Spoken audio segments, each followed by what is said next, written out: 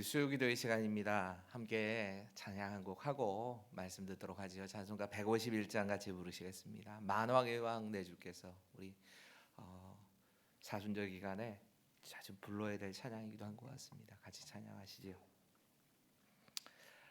만왕의 왕 내 주께서 왜 고초 당했나 이 벌레 같은 날 위에 주 보혈을 였네.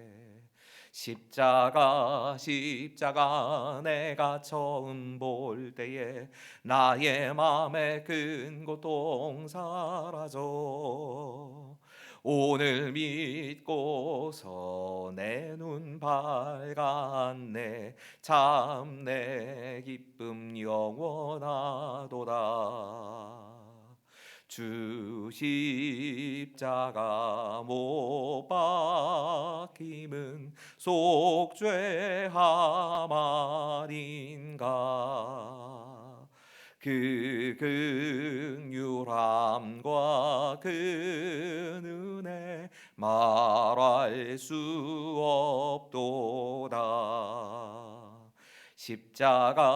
십자가 내가 처음 볼 때에 나의 맘에 큰 고통 사라져 오늘 믿고서 내 눈 밝았네. 참 내 기쁨 영원하도다.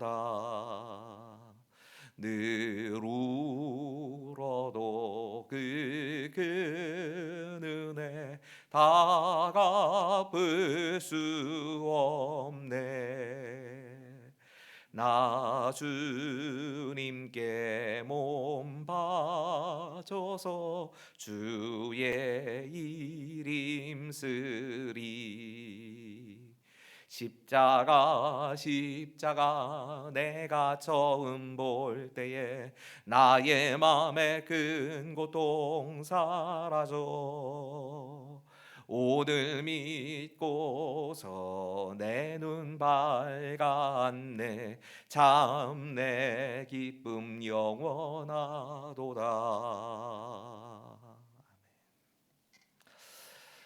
오늘 우리에게 주시는 말씀 하박국 2장 9절에서부터 17절까지 조금 길지만 한 절 한 절을 우리 좀 교독하시지요. 제가 먼저 9절, 여러분이 10절 이렇게 한 절씩 교독하시고 마지막 절 함께 읽도록 하겠습니다. 재앙을 피하기 위하여 높은 데 깃들려 하며 자기 집을 위하여 부당한 이득을 취하는 자에게 화 있을진저.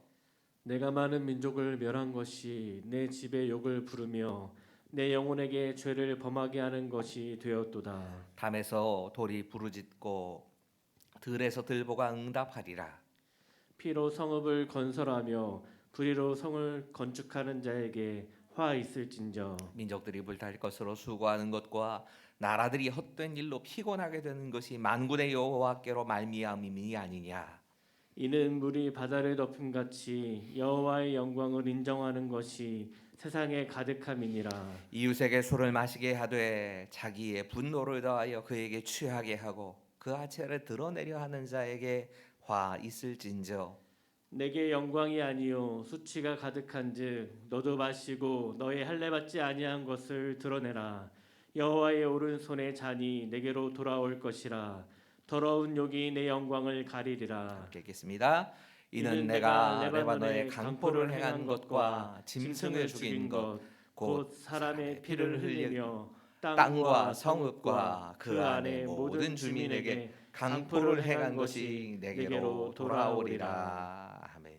함께 기도하시죠. 하나님, 지금 이 시간 이 말씀을 통해서 이 말씀이 보여주고 있는 우리의 모습을 다시 한번 돌아보게 하시고 정말 두렵고 떨리는 마음으로 하나님 앞에 내가 이런 바벨론과 같은 모습이 없는가 그것을 잘 제거하게 하시고 온전히 하나님께서 우리에게 원하시는 고난 가운데도 의인은 믿음으로 살아가는 그 삶을 다시 회복할 수 있도록 도와주시옵소서.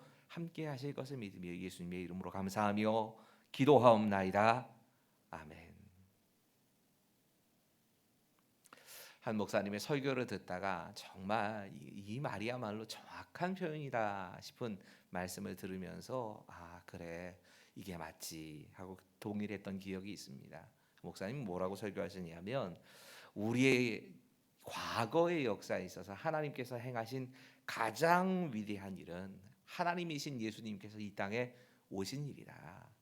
이 땅에 과거에 예수님께서 오셔서 우리의 죄를 대신하여 십자가를 지시고 죽으시고 부활하시고 다시 승천하신 일, 이것이야말로 과거에 하나님이 하신 가장 위대한 일이다. 현재 하나님께서 우리를 위해서 하시는 가장 위대한 일은 무엇이냐? 그건 하나님 우편에 예수님께서 앉아 계시면서 지금도 우리를 다스리시는 일이 가장 위대하고 큰 일이다. 그 예수님께서 성령님을 보내주셔서 우리가 믿음으로 살아갈 수 있도록 도우시고 인도하시고 보호하시는 그 일이 지금 우리에게 가장 귀하고 가장 중요하고 가장 위대한 일이다.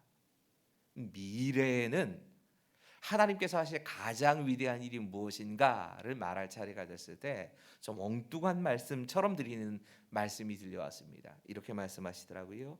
미래에 일어날 가장 위대한 일은 예수님께서 이 세상에 다시 오셔서 이 세상을 심판하실 일이다. 성경학자인 메이어라고 하는 성경학자가 이렇게 글을 하나님의 진노란 악에 대해 역사하시는 거룩한 분의 사랑과 선이다. 만일 하나님께서 불경건하고 불의한 자를 심판하지 않으시고 진노하지 않으신다면, 만약 그 심판이 없다면 경건하고 의로운 자도 사랑하지 않으실 것이다. 오늘 본문은 하나님의 심판이라고 하는 메시지를 담고 있습니다. 사실 목사로서 설교를 하면서 어떻게 하면 이런 본문은 피할까를 생각합니다. 특별하게 주어지지 않는 한, 강해 설교를 하지 않는 한 이런 본문들은 피할 수만 있으면 피해버리고 싶은 그런 본문입니다. 하나님의 심판, 그 하나님의 심판 앞에 다른 사람들만 서는 것이 아니라 나도 설 수 있는 그 메시지이기 때문에 이런 걸 좀 전하고 싶어 하질 않습니다. 하지만 말씀을 전해야 될 목사의 사명은 하나님 말씀을 가려서 전할 수는 없다는 겁니다. 오늘 이 여호수아서의 말씀을 묵상을 하면서 여호수아서의 말씀 가운데 이런 말씀이 눈에 들어왔습니다. 우리가 순종해서 받게 되어지는 하나님의 은혜가 확실한 것이라면, 선한 말씀이 그대로 임한 것처럼 하나님께서 우리에게 불순종할 때에 우리에게 경고하시는 그 심판의 말씀, 그 심판에 대한 말씀도 분명한 말씀이다. 그 불길한 말씀도 우리가 들어야 한다는 말씀을 오늘 아침에 말씀을 읽으면서 읽게 됐습니다. 이걸 전하는 게 제 사명이 맞습니다. 그대로 이 말씀을 통해서 과연 하나님의 심판이 어떤 모습으로 또 어떤 사람들에게 어떤 모양으로 주어지는가 하는 것도 그저 바르게 전해야 되겠다는 생각을 했습니다. 먼저 오늘 배경 좀 살펴보시지요. 오늘 배경은 이미 오랫동안 우리가 계속 봐왔던 내용입니다. 하박국은 악인이 번성하고 의인이 그 악인들 때문에 고통을 당하는 문제를 가지고 하나님 앞에 나갑니다. 그래서 하나님께 마치 질문을 하듯이, 항의를 하듯이 기도합니다. 기도라고 하지만 이게 항인지 질문인지 모를 만한 그런 기도를 하나님께 쏟아냅니다. 하나님이 의롭고 선하신 분이신데 왜 악인이 번성하고 의인이 그 악인들 때문에 고통당하는 걸 그대로 보고 계십니까? 어떻게 이런 일이 일어날 수가 있습니까? 그러자 하나님이 하박국 1장 6절에 이렇게 답을 하시지요. 가만히 내버려 두는 게 아니다. 내가 갈대아인을 데리고 와서 그 갈대아인을 통해서 이 악한 인간들을 다 심판해 버릴 것이다. 악으로 가득 찬 유다를 심판해 버릴 것이다. 그러자 이 말씀을 들은 하박국이 이거 진짜 큰일 났다고 생각을 한 겁니다. 물론 유다가 악한 것은 사실이고 그 악에 대해서 하나님께 심판해 달라고 이야기를 했지만 이건 고쳐달라는 이야기였지 심판하시는 것처럼 마치 죽여주실 것처럼 이렇게 반응이 오리라고 생각을 못하는 겁니다. 더구나 그 심판의 도구로 사용되는 갈대아인 바벨론 사람들 말합니다. 그 바벨론 사람들이 얼마나 포악한 민족인지를 아는데 그들이 이스라엘을 친다면 진짜 이스라엘 망하게 생겼다. 이런 생각이 들어서 하나님께 다시 기도합니다. 하나님 아무리 그래도 그렇지요. 불신자들 게다가 이스라엘이 악하다고는 하지만 그 악한 이스라엘보다 더 나쁘고 악한 갈대아인을 사용하셔서 심판하신다니 이게 말이 되는 겁니까? 이렇게 기도를 해놓거든 하나님 뭐라고 답변하시는지 듣겠다고 성 위에 올라가가지고 그 파수꾼이 서 있는 그 자리에 올라가고 뭐라고 답하시는지 내가 꼭 들어봐야겠다고 그러고 버팅기고 앉아 있습니다. 그러나 이 하박국에 하나님께서 주신 말씀이 그렇다.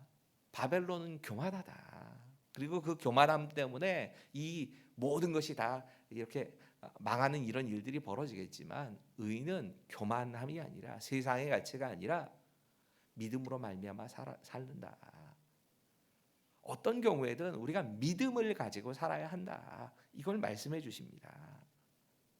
그리고는 이 바벨론의 심판의 이유에 대해서 하나씩 말씀하시면서 이런 죄 때문에 내가 이렇게 심판하겠다 하는 말씀이 계속 등장합니다. 사실 바벨론이 심판받는 죄목을 굳이 따지자면 크게는 5가지일 겁니다. 근데 그 5가지를 요약을 하자면 하나는 교만일 것이고 다른 하나는 탐욕 그리고 우상 숭배. 이 3가지를 큰 죄악으로 말씀하십니다. 이 큰 죄악에 대한 심판보다는 각자 거기에 담겨 있는 메시지를 전하는 것이 맞다 생각이 들었습니다.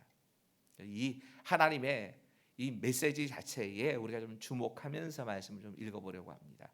먼저 9절 말씀 같이 읽지요. 시작. 재앙을 피하기 위하여 높은 데에 깃들이려 하며 자기 집을 위하여 부당한 이익을 취하는 자에게 화 있을진저. 여러분 이 9절서부터 11절 12절까지의 말씀의 핵심적인 첫 번째 메시지는 이 9절만 읽어서는 알 수는 없는 노릇이고요. 이런 내용입니다. 탐욕의 끝은 그 탐욕으로 얻은 것이 다 무너져 버리면서 그리고 그것이 나를 찌르는 가시가 된다. 그것 때문에 내가 망하게 된다. 이걸 하나님이 말씀하십니다. 여러분 바벨론이라고 하는 나라는 티그리스 강과 유프라데스 강의 그 사이에 있는 사막지대라고 얘기를 할 수도 있지만 또 한편으로는 이곳이 그래도 물과 물 사이에 강과 강 사이에 있는 비옥한 지대입니다. 여기에 높은 성벽을 쌓아놓고 왕국을 건설합니다. 여러분 왜 높은 곳에다 왕국을 건설했겠습니까? 다른 나라가 침략하지 못하도록 그렇게 하는 겁니다. 그렇게 높은 곳에다 궁전을 지어놨는데 이것이 세계 7대 불가사의라고까지 불리게 됩니다. 흔히 얘기하는 바벨론의 공중정원이라고 하는 것, 이걸 지은 나라가 바로 바벨론, 고대 바벨론입니다. 이렇게 해놓고는 자기들은 안전하게 다 보호했다 이렇게 생각을 해놓고는 다른 나라를 계속 침략하면서 탐욕을 채우기 위해서 노략질을 하는 겁니다. 근데 이제 하나님께서 심판하시려고 딱 작정을 했더니 그 높은 곳에다 공중정원을 세워놓고 성을 건축하고 대단한 문명을 이루어서 절대로 무너질지 않을 것 같았던 그게 하나도 소용이 없는 겁니다. 하나님의 심판 앞에서 그냥 다 무너져 내려가 버리는 겁니다. 사실 이게 이방 사람들에게만 해당되는 이야기면 좋겠는데 예수를 믿는 우리한테도 지금 해당되는 말씀 아닙니까? 하나님께 열심히 기도합니다. 기도 안 하는 거 아닙니다. 근데 기도도 하지만 사실 우리가 하나님보다 더 믿고 있는 건 따로 있습니다. 그래서 그 따로 있는 그것이 나를 든든하게 지켜줄 것이다 생각을 하고 그것 때문에 나는 늘 그걸 믿는 이것 때문에 내가 살게 되겠지 하는 그런 믿음이 있어가지고 세상을 살아가면서도 그것을 의지하면서 삽니다. 아닌 척하지요. 사실은 양다리 걸쳐놓은 겁니다. 양다리를 걸쳐놓고 한쪽은 하나님께 걸쳐놓고 한쪽은 다른 것에다 걸쳐놓고 이것이 나를 지켜줄 것이다. 하나님보다는 사실 다른 쪽에 걸쳐놓은 이걸 더 믿습니다. 돈을 의지하기도 하고 명예를 의지하기도 합니다. 노후를 가만히 생각을 해보면 많은 경우에 우리가 보험을 의지하기도 하고 연금 의지하기도 하고 또 저축을 해놓은 것, 뭐 자식들이 어떻게 키워놓은 것, 이걸 의지하면서 우리의 노후를 책임져 주려니 하는 생각을 가지고 삽니다. 오해하지 마십시오. 연금 드십시오. 노후를 위해 대비하십시오. 저축하세요. 그걸 문제라고 얘기를 하는 거 아닙니다. 하나님을 믿지 못하는 게 문제라는 겁니다. 사실은 하나님을 믿는 게 아니라 내 마음이 내가 들어오는 보험이 더 믿음직스럽게 생각이 되는 겁니다. 이렇게 살아갈 때 이 바벨론의 모습이나 우리 모습이 별로 다르지 않다는 겁니다. 그렇게 높게 쌓아놓은 산성이 그들에게 별 도움이 안 된 것처럼 우리에게도 그렇게 될 가능성이 많다는 겁니다. 근데 제일 희한했던 말씀은 이거였습니다. 이 재앙이라고 하나님께서 말씀하신 이 단어와 부당한 이득, 이 구절에 이 재앙과 부당한 이득이라는 단어가 같이 나오지요. 이 단어에 부당한이라고 사용된 단어, 그리고 재앙이라고 사용된 히브리어 단어가 같은 단어입니다. 라으라고 하는 같은 단어가 여기 그냥 그대로 쓰이고 있는 겁니다. 저는 사실은 이게 메시지라고 생각합니다. 부당하게 얻은 이득, 다른 사람에게 진짜 내가 정당히 얻을 수 없는 다른 방법, 사기를 치거나 그 사람의 것을 빼앗거나 그런 방법으로 얻은 이득이라고 하는 것이 재앙이 된다는 겁니다. 하나님 그걸 경고하고 계시는 겁니다. 이렇게 해서 내가 이득을 얻었다고 나는 지금 생각하고 그것 때문에 마음 편하게 살고 있는지는 모르겠지만 결국에 그게 괴로움의 원인이 되어버린다고 말씀하시고 경고하신 겁니다. 10절 11절 같이 읽지요. 시작. 내가 많은 민족을 멸한 것이 내 집의 욕을 부르며 내 영혼에게 죄를 범하게 하는 것이 되었도다. 담에서 돌이 부르짖고 집에서 들보가 응답하리라. 여러분 그러면 이제 이 말씀들이 이해가 됩니다. 탐욕을 채우려고 남을 막 침략합니다. 침략을 해서 남을 침략해서 얻어낸 그것들이 나에게는 오히려 욕이 되더라는 겁니다. 도움이 되는 게 아니라 욕이 되더라는 겁니다. 여러분 분명히 바벨론의 모습을 생각하면서는 바벨론을 하나님께서 징계하시는 첫 번째 이유는 사실 교만입니다. 이 교만의 모습에 대해서는 계속 생각하셔야 합니다. 머릿속에 이게 있어야 합니다. 하나님께서 남유다를 징계하기 위해서 바벨론을 들어서 사용하십니다. 근데 하나님께서 그들을 채찍으로, 그러니까 유다 백성을 길들이기 위한 막대기로 쓰신 겁니다. 그런데 그들이 교만한 마음을 가지고 탐욕에 빠지면서 막대기로서의 자기 역할을 하는 게 아니라 칼로 변해서 마구 사람들을 죽이는 악한 일을 저지르는 겁니다. 하나님의 의도는 유다를 징계하는 것이었지 멸망시키려고 했던 게 하나님의 의도가 아니었던 겁니다. 근데 심판의 도구로 선택되어 있는 이 바벨론이 한편으로는 뭐라도 자기가 된 것처럼 교만에 빠지고 또 한편으로는 탐욕에 사로잡혀 가지고 마음껏 그 자기의 욕구대로 유다를 치고 남유다에 있는 모든 것을 다 끌어모아 가지고 온 겁니다.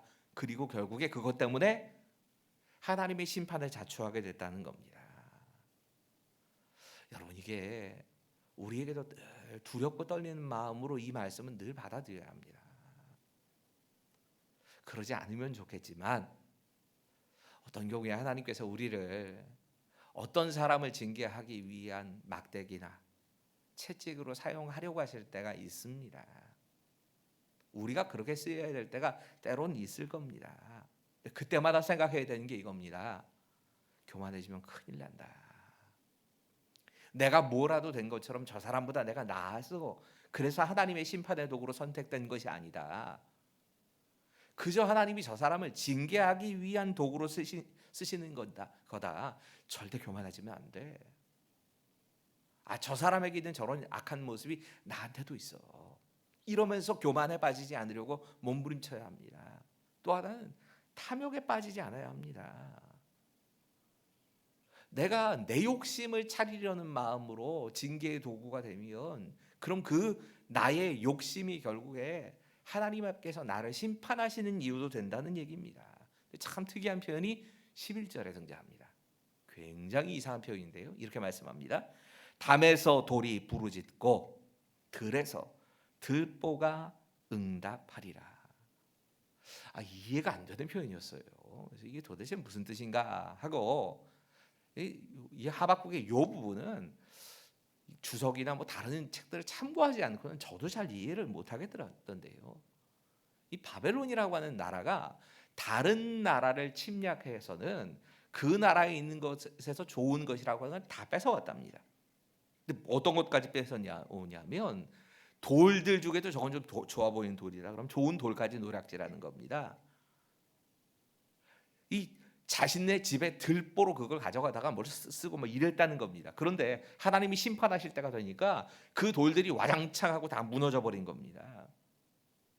이 말을 굳이 다른 성경의 표현을 보면서 보면 그 무너지는 소리가 마치 야 네가 남의 거 뺏어오더니 꼴 좋다 이러면서 무너져 내리더라는 겁니다.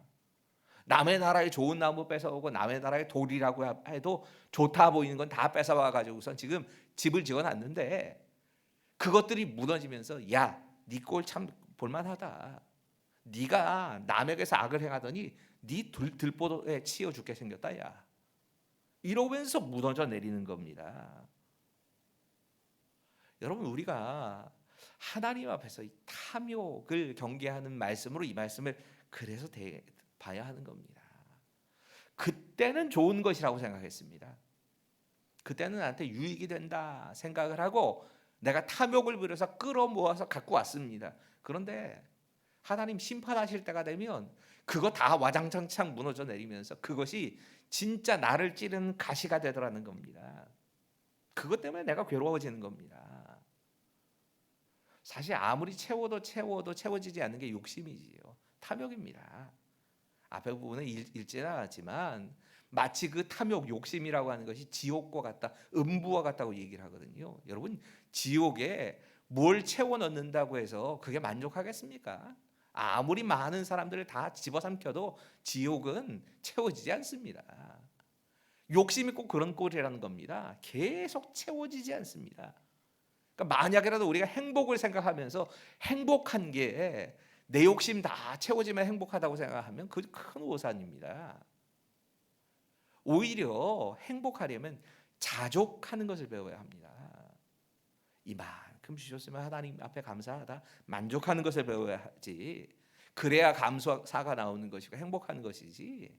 우리 욕심 다 채워지는 게 이게 좋은 거 아닙니다. 여러분 이 바벨론의 모습을 사실 어쩌면 우리를 향한 말씀으로 계속 들으셔야 합니다. 이 바벨론의 모습에서 우리가 봐야 될 메시지는 하나는 하나님의 도구로 쓰일 때, 징계의 도구로 쓰일 때는 교만하면 큰일 나겠다. 또 하나는 욕심을 제어하는 것이 진짜 사는 길이구나. 여러분 야고보서 1장 15절에 그렇게 말씀하지요. 욕심이 장성한즉 사망에 이른다. 욕심 그 자체가 죄는 아닙니다. 욕심을 적절하게 우리가 제어할 수 있다면 그게 죄는 아닙니다. 하지만 욕심이 장성하면 결국엔 우리를 죽게 만듭니다. 내 욕심대로 다 되는 게 좋은 게 아닙니다.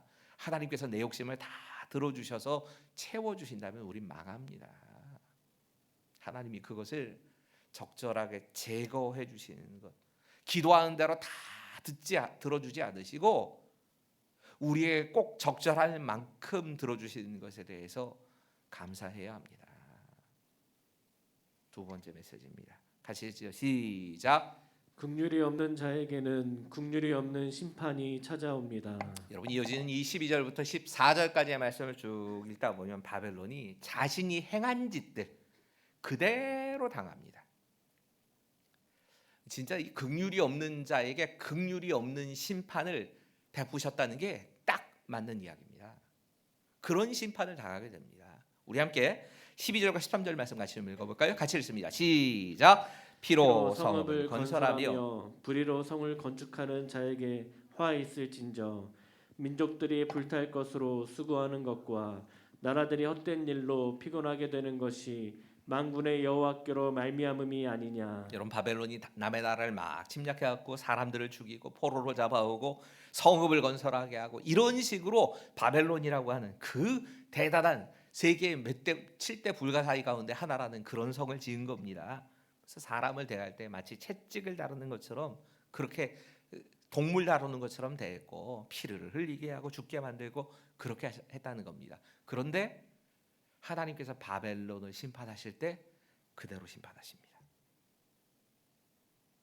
자기들이 다른 나라에 했던 그 모습 그대로를 바벨론이 받게 하십니다.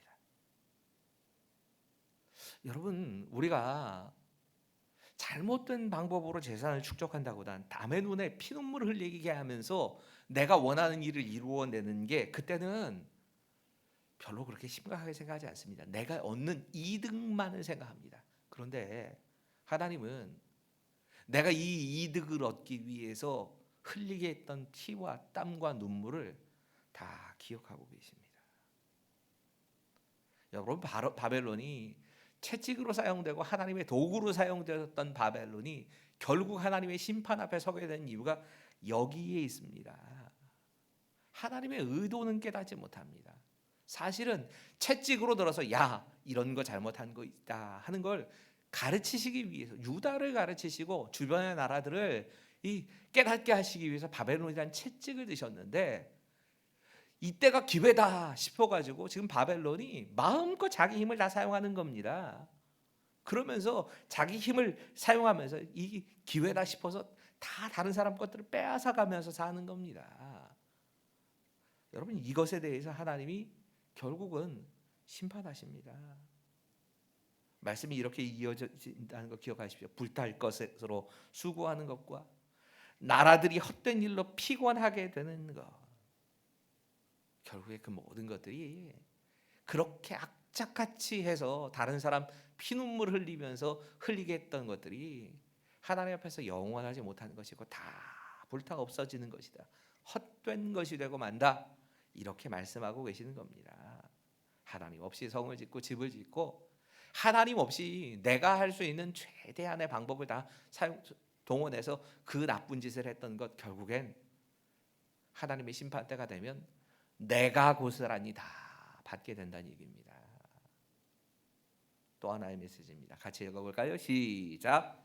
다른 이들을 유혹해 죄에 빠지게 하는 자들을 하나님은 부끄러움을 당하게 하십니다. 여러분, 15절부터 17절은 조금 희한한 말씀입니다. 15절부터 17절의 말씀은 하나님께서 바벨론을 치시는 이유를 말씀하시면서 이상한 이유를 이야기를 하세요. 바벨론이 악행을 저지르는데 지가 혼자 악행을 저지르는 게 아니라 다른 나라들 끌어들여서 나쁜 일을 어떤 놈이 하려고 할 때에 자기만 그 일에 가담하는 게 아니라 다른 사람들을 다 가입시켜 가지고 그래서 악을 해가는데 동참을 시켰다는 겁니다. 이걸 하나님께서 너무 분노하시고 여기에 대해서 진노하신 얘기입니다. 15절, 이웃에게 술을 마시게 하되 자기 분노를 더하여 그에게 취하게 하고 그 하체를 드러내려 하는 자에게 화 있을진저. 여러분, 이 말씀은 술 취하게 한다는 말은 사실은 바벨론이 남의 나라를 침략해서 그 나라를 침공하는 걸 술 마신다고 표현을 하셨거든요. 앞부분에 그런 표현이 있습니다. 근데 자기가 혼자 막 그런 게 아니라 이웃도 그 술에 취하게 해서 함께 가담을 했다는 겁니다. 그리고 나서 자기의 분노를 더했다. 자기가 화가 나 있는 것들을 거기다 슬며시 더하는 겁니다.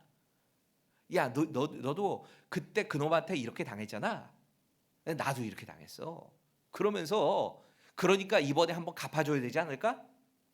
자기 나름대로 정당성을 부여하는 겁니다. 그래서 이 나라가 저 나라를 끌어들여 가지고선 침략을, 야, 너 혼자만 하는 거 아니고 나도 같이 동참한 거고 우리도 함께하는 일이야 라고 그러면서 같이 연합을 해서 공격을 했다는 겁니다. 그럼 사실 희한한 게 진리를 위해선 이렇게 연합이 잘 안 됩니다. 불의한 일을 무언가 꾀하려고 할 때는 쉽게 연합을 하게 됩니다. 근데 이 바벨론의 입장이 아니라 우리가 사실 바벨론의 입장에 빠지는 경우는 별로 없지 않습니까? 오히려 바벨론의 꼬임을 받는 이웃 나라의 입장에 대해서 좀 생각해 봐야 합니다. 우리가 그 자리에 설 가능성은 많습니다.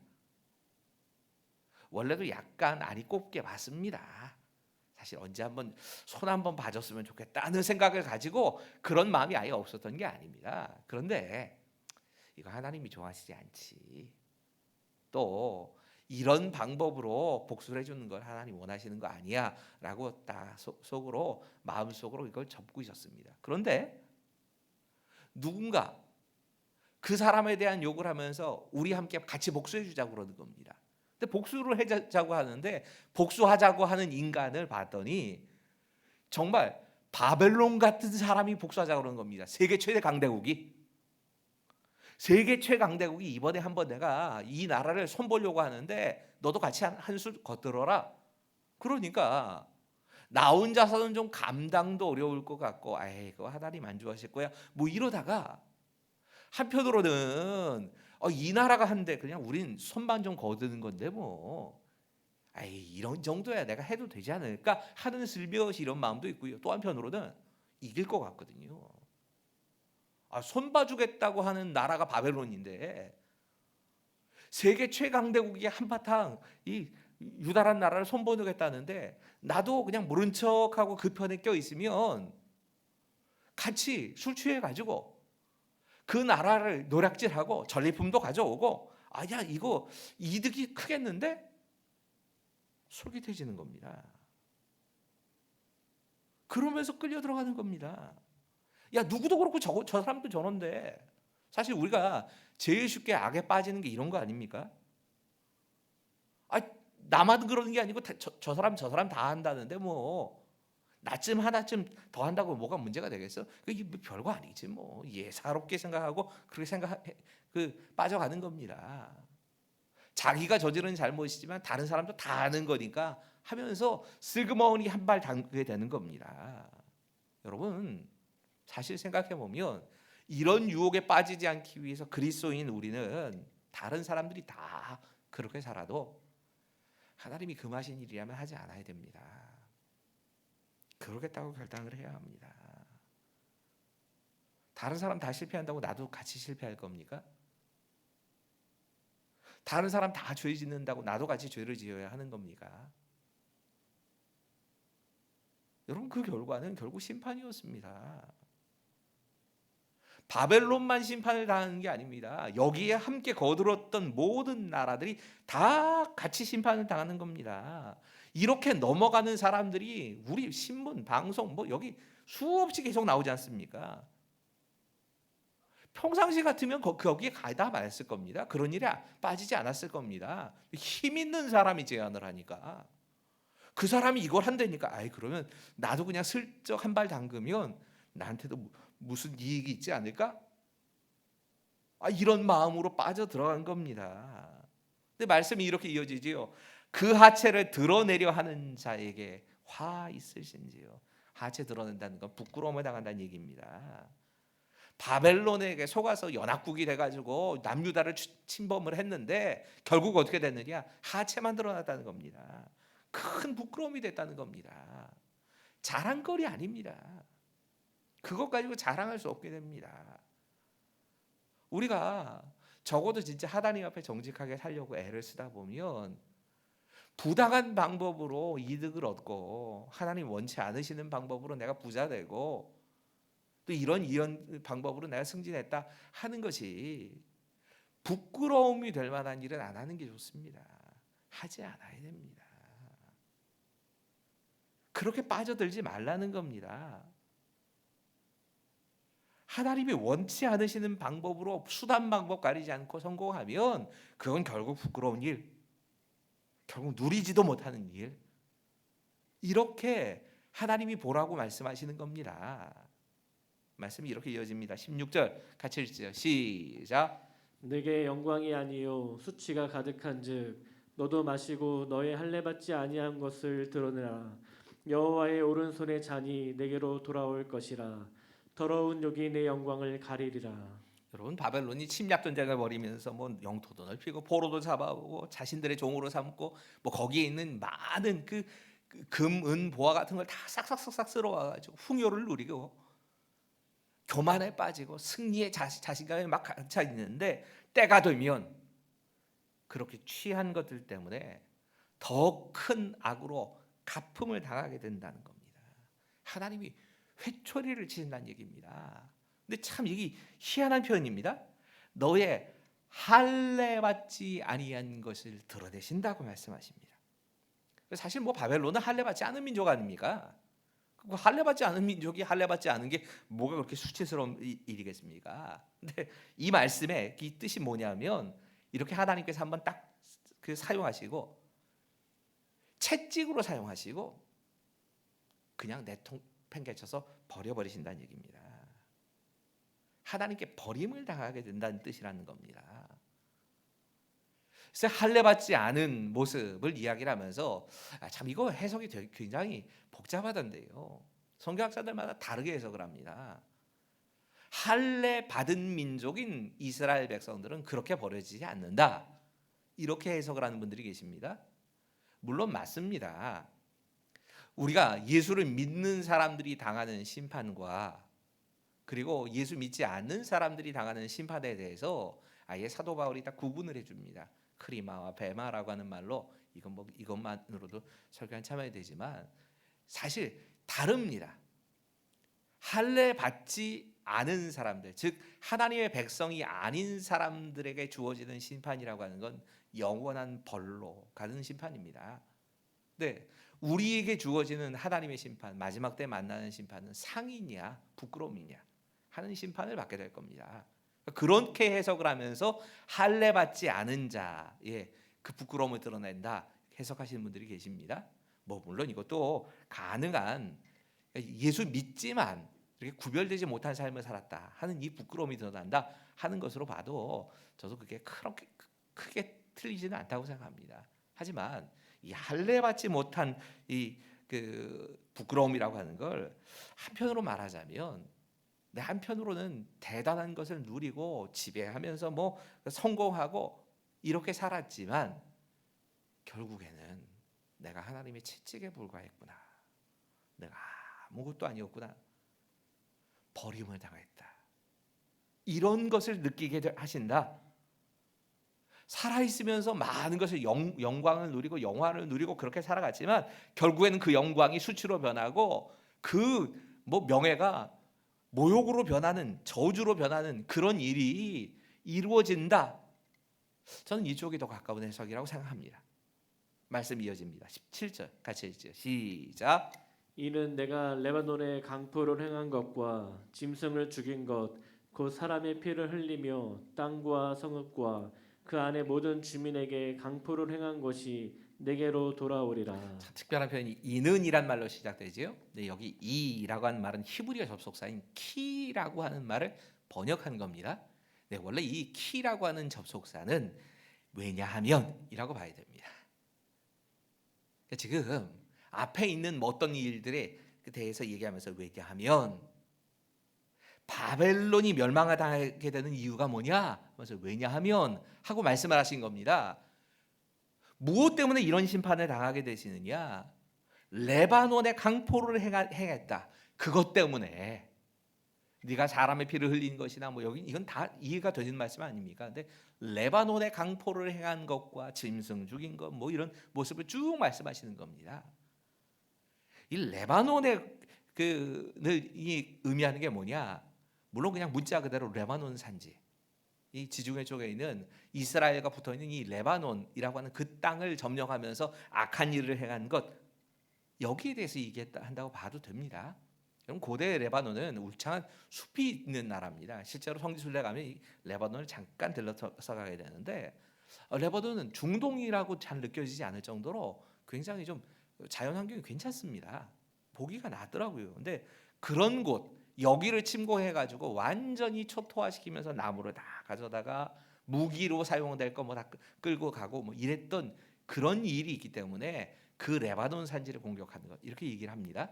근데 또 다른 학자들은 이 레바논을 바벨론이 무너뜨린 모든 나라들의 상징이다 이렇게 봅니다. 그 나라들의 피 흘리고 그 나라들의 강포를 행하고 그 나라들의 했던 그 끔찍한 일들 그것 때문에 너희가 이런 일을 당한다 이렇게 해석하는 겁니다. 근데 루터와 칼빈이 이 레바논에 행한 일, 레바논에 이 강포를 행한 것에 대해서 해석을 하면서 이걸 하나님의 백성인 유다 백성으로 봅니다. 여러분 레바논에서부터 이 팔레스타인 전역으로 쭉 그 내려오는 여기가 사실 이어져 있기 때문에 이걸 다 이야기한다고 보는 겁니다. 루터와 칼빈이 이렇게 해석하는 데는 예레미야 23장 23절에 이 남유다를 이야기하면서 바벨론의 침략을 받아서 고통당하는 남유다를 레바논이라고 불렀던 일이 있습니다. 레바논에 살면서 백향목에 깃들인 자들 이렇게 그러니까 남유다에 있어서 특별히 부유한 사람들에 대해서 이런 식으로 표현을 했던 일이 있습니다. 그래서 이걸 보면서 그렇게 했던 그 하나님의 백성들에게 마음껏 그렇게 노략질하고 이렇게 했던 그 짓거리에 대해서 하나님이 갚아주신다. 이렇게 해석을 한 겁니다. 저는 이 부분은 루터와 칼빈의 해석을 따르는 게 맞다고 생각합니다. 여러분 바벨론이 멸망한 진짜 이유가 뭐냐면 하나님이 의도하신 대로 친 게 아닙니다. 그냥 막대기 역할만 하면 되는데 지들이 막대기라는 걸 잊어버리고 그 자신이 가지고 힘이 있으니까 힘이 없으면 문제겠는데 힘은 있으니까 칼이 되어서 함부로 사람들을 피 흘리고 죽이고 그 땅 뭐 사람들에 대해서 강포를 행하고 이런 짓거리를 한 것에 대해서 하나님이 갚아주신다 하는 말씀입니다. 우리 참 이 말씀을 계속 보면서 묵상을 해봐야 되는 건 우리가 하나님의 은혜의 도구가 되기를 구해야겠다는 생각을 계속하면서 보게 됩니다. 하나님께서 심판하는 도구로 우리를 사용하신다 할 때는 정말 경계 서지 않으면 안 됩니다. 내가 교만이나 강포나 혹시라도 내가 뭐 잘나서 그렇게 된 것처럼 욕심 부리는 이런 일 없어야겠다. 진짜 두려운 마음으로 이 말씀은 드려야 됩니다. 때로는 하나님께서 공의를 세우기 위해서 우리를 막대기로 쓰실 때가 있겠지만 그때야말로 나도 저들과 별로 다르지 않아. 그럼에도 불구하고 오히려 하나님께서 지금 이 순간에 뜻이 있어서 그냥 채찍으로 사용하시는 거니까 두렵고 떨리는 마음으로 하나님께 쓰임 받고 그 역할 이상 넘어가지 않으려고 조심조심해야 될 겁니다. 마지막 메시지 같이 읽죠. 시작. 심판을 통해 하나님이 역사의 주인이심을 드러내실 때 세상은 하나님의 영광을 인정하게 될 것입니다. 여러분 14절은 너무너무 유명한 말씀으로 우리가 알고 있습니다. 14절 같이 읽어보죠. 시작. 이는 물이 바다를 덮음같이 여호와의 영광을 인정하는 것이 세상에 가득함이니라. 여러분 조수간만의 차가 좀 심한 그러니까 뭐 그런 지역들을 우리가 가보면 우리나라 서해 같은 데 가보면 뻘이 될 때가 있지요. 바다가 갑자기 물이 쫙 빠져서 썰물 때 바다가 아니라 여기가 그냥 갯벌만 남아 있는 경우가 있습니다. 그런데 밀물 때가 되면 어느 순간에 갑자기 물들이 막 몰아치기 시작하는데 물이 막 밀려 들어와 가지고 눈앞에 있던 땅 조금 전까지는 땅으로 보였던 그 갯벌이 그냥 물로 꽉 차버리는 걸 경험할 때가 있습니다. 바로 이런 사태가 벌어진다는 얘기입니다. 이것을 위해서 바벨론을 쓰셨다는 얘기입니다.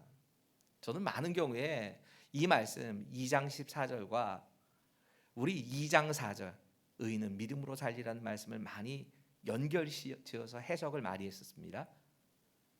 우리가 어려움을 당하고 억울한 일을 당하고 악인이 형통한 걸 보게 될 때라도 그때도 끝까지 믿음으로 살아내고 믿음을 붙잡고 사는 이런 삶을 살아갈 때에 하나님께서 우리 앞에 물이 바다를 덮은 것 같이 여호와의 영광을 인정하는 그런 하나님의 나라를 우리에게 보여주신다.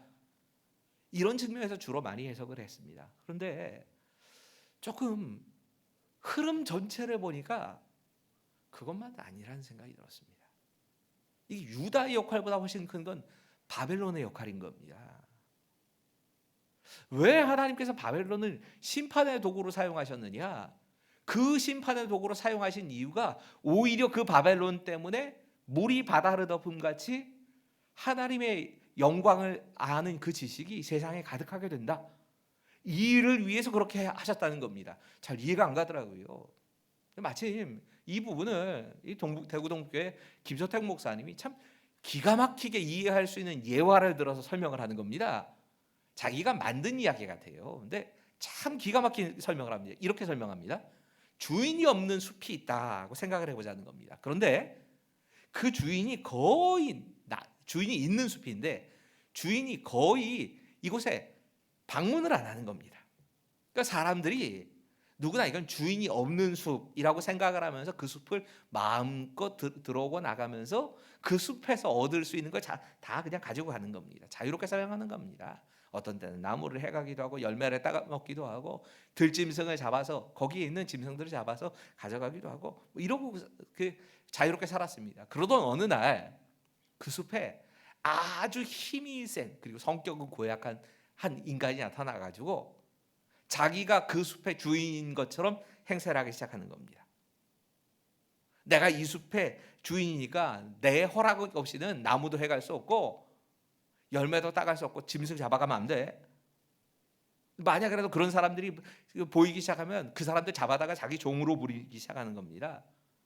힘이 없는 사람들을 다 뺏어가지고 그 숲 근처에 살고 있는 사람들을 다 그냥 잡아다가 자기가 원하는 궁을 만들어 놓고 근사한 집 짓고 누구도 접근하지 못하게 만들어 놓고 자기는 왕처럼 막 떵떵거리고 살더라는 겁니다. 그러다가 그 숲에 진짜 주인이 등장했다는 겁니다. 한 번도 사람들은 그 주인에 대해서 생각을 안 해봤습니다. 이 숲에는 주인이 없겠거니 하고 생각을 하고 살았답니다. 그런데 이 주인이 오자마자 이 고약한 인간, 힘 가졌다고 자기 마음대로 자기가 그 숲의 주인인 양 막 행사를 하면서 사람들을 괴롭히던 그 사람을 한순간에 그냥 내쫓아 버린 겁니다. 그러니까 사람들의 눈에 비로소 그 주인이 보인 겁니다. 아, 이 주인 대단한 사람이었구나. 그 주인이 가지고 있는 권세나 능력이나 이런 게 눈에 보이기 시작하더라는 겁니다. 그리고 결국이 어떻게 되느냐? 그 악당 때문에, 그 주인 노릇하던 악당 때문에 그 주인에 대해서 그 숲에 살고 있는 모든 사람들이 다 알게 된 겁니다. 높아진 겁니다. 마치 이런 일이 일어났다는 겁니다. 사실 진짜 주인은 하나님이신데 그 하나님께서 마치 눈엔 보이지 않다 보니까 내가 내 마음대로 하고 살아도 되는 것처럼 그냥 마음껏 살고 있다가 진짜 나쁜 주인놈 만나가지고 사실 지가 주인도 아니면서 주인 행세를 해가면서 그 나라를 자기 마음대로 다스리면서 사람을 괴롭히고 어려움을 막 끼치고 있다가 그러고 있다가 결국 진짜 주인이신 하나님이 등장하셔서 그를 심판해 버리신 겁니다. 그대로 치십니다. 그리고 이제 모든 사람의 눈에 하나님이 진짜 살아계시는구나. 이게 보이기 시작됐다는 겁니다. 사실 바벨론을 통해서 바벨론의 느부갓네살이나 바벨론의 그 악한 통치자들 때문에 세계 최강대국이라고 하는 그 나라의 왕들이 어떻게 하나님의 심판을 당하는지를 주변의 나라에서 보게 되면서 하나님이 정말 계시는구나. 하나님 인정하게 되지 않았습니까?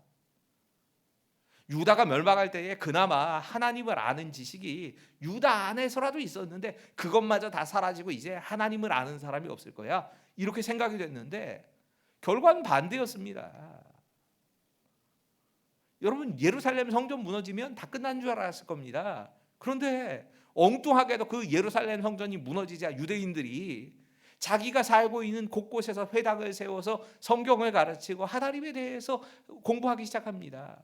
그리고 그 사람들 가운데 이방인들이 관심을 가지고 하나님이 이런 분이구나 하는 걸 배우고 하나님을 경외하는 사람들이 되어가는 겁니다.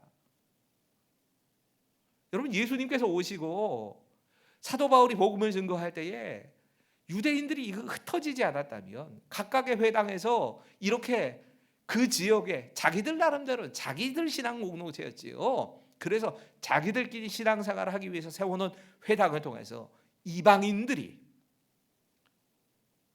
하나님을 알게 되고 그 하나님을 아는 지식이 있었기 때문에 그들이 복음을 듣게 됩니다. 만약이라도 이 회당 없었다면, 그렇다면 이 복음이 그런 그 속도로 빠르게 기독교가 퍼져나가는 일도 없었을 겁니다. 여호와의 영광을 인정하는 것이 바벨론 때문에, 그때는 저주처럼 보였던 그 바벨론 때문에 세상에 진짜 가득하게 된 겁니다. 개인적으로 참 좋아하는 기독교 역사학자 가운데 찰스 비어자드라고 하는 분이 계세요. 이분의 글 가운데 이 글을 좋아합니다. 이렇게 얘기합니다. 하나님의 맷돌은 매우 천천히 돌고 있는 것처럼 보인다. 하지만 그 맷돌은 아주 고운 가루를 우리에게 남긴다. 하나님의 맷돌이 돌 때 모든 악은 완전히 분쇄될 것이다. 여러분, 때때로는 하나님의 심판이 너무 천천히 가는 것처럼 보입니다. 이거 너무 답답하게 느껴집니다. 우리는 급해 죽겠는데 하나님께서 너무 느긋하신 것 같아서 답답할 때가 있습니다. 하지만 하나님의 심판은, 하나님의 맷돌은 정확합니다. 그리고 결국 하나님의 맷돌이 완전히 다 돌아가면, 아, 이래서 하나님께서 이런 일을 벌이셨구나 하는 그 하나님의 세밀하심과 정밀하게 정확하게 일하시는 그 하나님의 뜻을 우리가 그때 깨닫게 될 것입니다. 여러분, 바벨론의 심판을 받는 모습을 보면서 우리 스스로가 봐야 될 메시지들이 있습니다. 하나님 분명히 심판하십니다. 하나님이 심판하십니다. 우리가 만약에라도 누군가에게 악을 행하여서 하나님이 원치 않는 방법으로 무언가 좋은 것 얻었다고 하면 그럼 빨리 회개해야 합니다. 그게 좋은 거 아닙니다. 오히려 그것 때문에 나는 망하게 됩니다. 하나님께서 나를 징계의 도구로 사용하려 하실 때가 있을 겁니다. 없지 않을 겁니다. 역사의 때로는 우리가 그렇게 쓰일 때가 있습니다. 그때 내가 막대기의 역할, 그 이상을 넘어가지 않도록 교만에 빠지지 않아야 합니다. 탐욕에 빠지지 않아야 합니다. 탐욕과 교만이 결국 우리를 하나님께 쓰임 받고 버려지는 막대기 신세를 만듭니다. 그러지 않도록 우리가 늘 두렵고 떨리는 마음으로 살아야 합니다. 때로는 우리가 이렇게 악이 막 번성해 가면서 도대체 하나님이 살아계실까 하는 생각이 들 정도로 의심이 들고 우리가 흔들릴 때도 분명히 있습니다. 그때마다 기억해야 합니다. 하나님의 맷돌이 천천히 도는 것 같아도 그 하나님의 심판, 하나님의 맷돌은 정확합니다. 그리고 우리가 생각하기에는 심판으로만 보이는 그것이 결국은 여호와 하나님을 아는 지식으로 이어지게 될 것입니다. 이것이 오늘 저와 여러분에게 주시는 하나님 말씀입니다. 우리 같이 좀 기도하시고 주님 가르쳐준 기도로 같이 마무리했으면 좋겠는데요. 기도하시면서는 이렇게 기도하지요. 하나님, 이 땅 가운데 악이 너무 번성하는 것처럼 보이는 때가 너무 많이 있습니다. 우리나라를 봐도 그렇고 다른 나라를 봐도, 특히나 요즘 우크라이나를 침고 간 이 러시아의 모습을 보면서 우리가 그런 느낌을 받을 때가 얼마나 많이 있습니까? 사실 오늘 설교 준비하면서도 자꾸 그 나라가 생각이 나는데요. 어쩔 수 없더라고요. 네.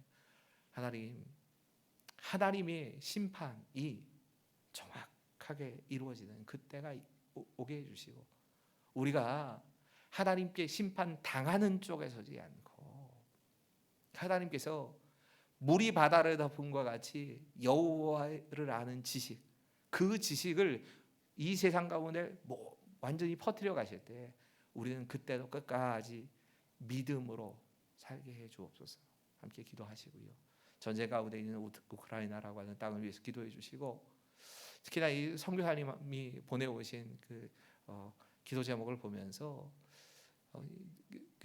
우리에게 지금 계속 보내주시는 그 선교사님이 계신 교회, 생명의 길 교회란 교회인데, 이 교회에 45명 정도의 피난민들이 지하에 방공시설이기 때문에 거기에 지금도 거주하고 계시답니다.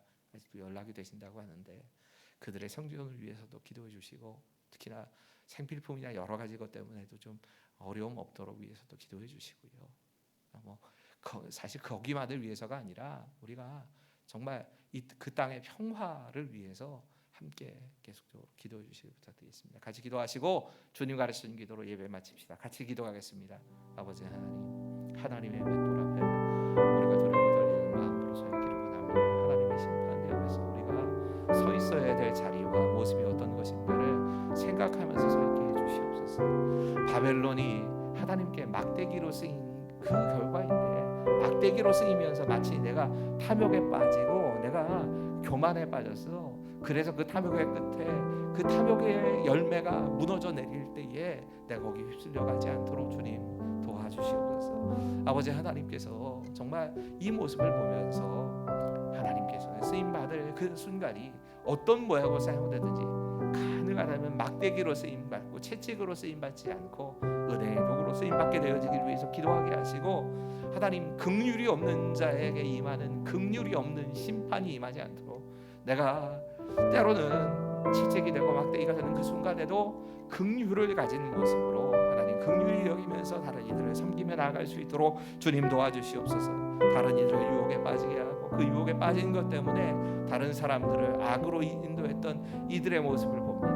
하나님, 그런 바벨론의 모습이 내 안에 없게 해주십시오. 또 그렇게 속아서 그 죄악에 빠져가지 않도록 주님 우리 안에 역사하여 주시옵소서. 하나님, 이 땅의 평화를 위해 간구하며 하나님께 기도합니다. 하나님, 이 땅이 정말 여러 가지의 모양으로 분쟁하고 다투고 싸우는 일들이 계속 일어납니다. 하나님, 여와 야가 갈라지고 진보와 보수가 갈라지고 또 남북으로 갈라져서 계속 위협을, 서로가 서로에 대해서 위협하고 있는 일들이 계속 일어나고 있습니다. 하나님, 정말 이 나라를 통합할 수 있는 지도자가 서게 해주십시오. 하나님, 우리의 다음 때 대통령에게 이런 주문할 수 있게 되어지기를 위해서 기도합니다. 하나님, 정말 어떤 정파와 이념을 대표하는 지도자가 아니라 온 백성들을 아우러서 하나로 이끌어갈 수 있는 그런 지도자, 겸손한 지도자, 다른 사람들의 말에 귀를 기울일 수 있는 지도자가 될 수 있도록 우리가 세운 그 지도자 가운데 주님께서 역사하여 주시옵소서. 간절히 간구하기는 우크라이나 땅을 위해 기도합니다. 러시아의 침공으로 평화가 무너지고 계속 전쟁 가운데 있는 이 땅을 하나님께서 긍휼히 여겨 주시옵소서. 그 땅 가운데 이제는 러시아의 군대가 다 물러가고 정말 그 양국의 지도자들이 평화를 위해서 협상을 하게 하시고 마무리는 평화로 끝날 수 있도록 주님 도와주시옵소서. 간구하기는 이 모든 것들 가운데 희생당하고 있는 그 국민들에게 하나님께서 위로하시기를 원합니다. 한 피난민들로 또 혹은 난민으로 지금도 그 기후를 지키고 있으면서 하나님, 언제 살해당할지 모를 만한 위협으로 공포에 떨고 있는 그들 가운데 하나님께서 찾아가셔서 그들을 위로하시고 하나님들을 인도해 주시옵소서. 주님과 전기도록 예배 마칩시다. 하늘에 계신 우리 아버지의 이름을 거룩하게 하시며 아버지의 나라가 오게 하시며 아버지의 뜻이 하늘에서와 같이 땅에서도 이루어지게 하소서. 오늘 우리에게 일용할 양식을 주시고 우리가 우리에게 잘못한 사람을 용서하여 준 것 같이 우리 죄를 용서하여 주시고 우리를 시험에 빠지지 않게 하시고 악에서 구하소서. 나라와 권능과 영광이 영원히 아버지의 것입니다.